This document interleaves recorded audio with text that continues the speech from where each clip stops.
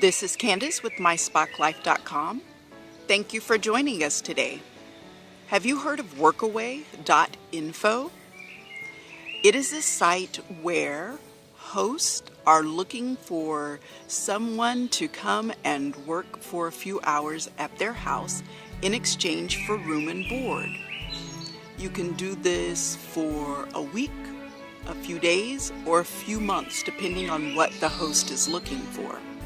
I discovered the site a few years ago, and I decided that Bean and I would try it out as we enjoy volunteering, and it would be a good way for us not only to expand our circle here in France, but it would also be a good way for us to interact with other people.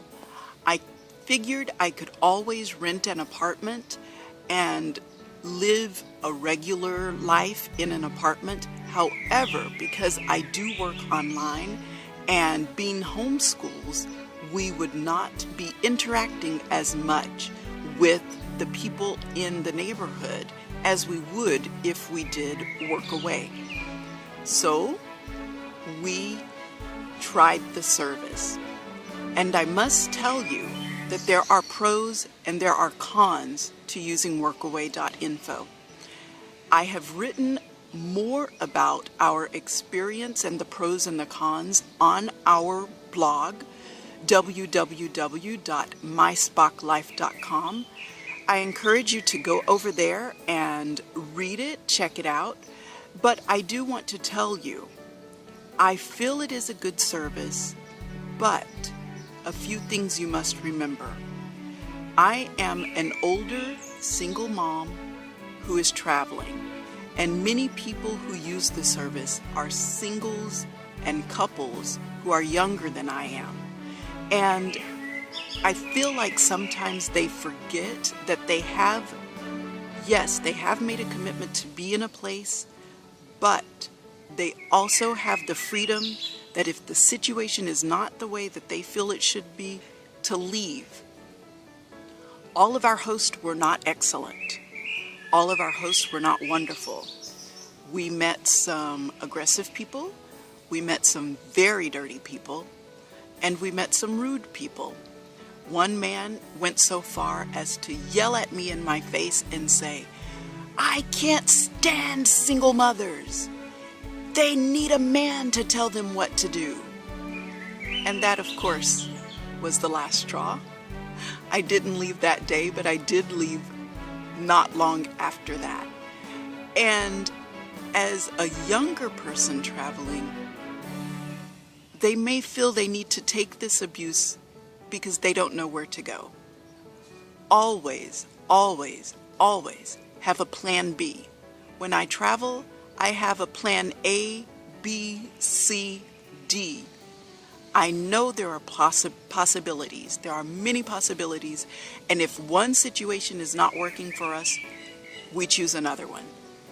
While I am glad that Workaway, number one, helped Bean to speak better French because she was interacting with children and adults, and French is the language that she heard the most.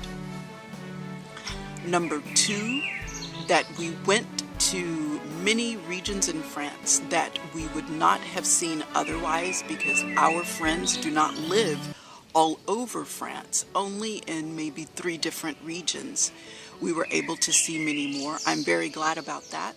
But in the end, I did find that as much as I have a heart for helping and for volunteering, I do not like to travel by Workaway. I like to choose my own plan for my day. I like to do what I want to do, when I want to do it, and go where I want to go. I do not like people looking at me because my life is not like theirs, and I have freedom of choice, and thinking that I am looking down on them, or that I find their situation boring, or that I am living my life wrong, and they are the ones to tell me how I need to live my life. So therefore, now when I travel, I will find an apartment to stay in, and I will do my best to interact more and become more involved with the local community, even if it takes more effort on my part. But I do encourage you, if you want to travel and volunteer and save a little money while you do that, try Workaway.info and form your own opinion. Thank you for watching. Remember to subscribe.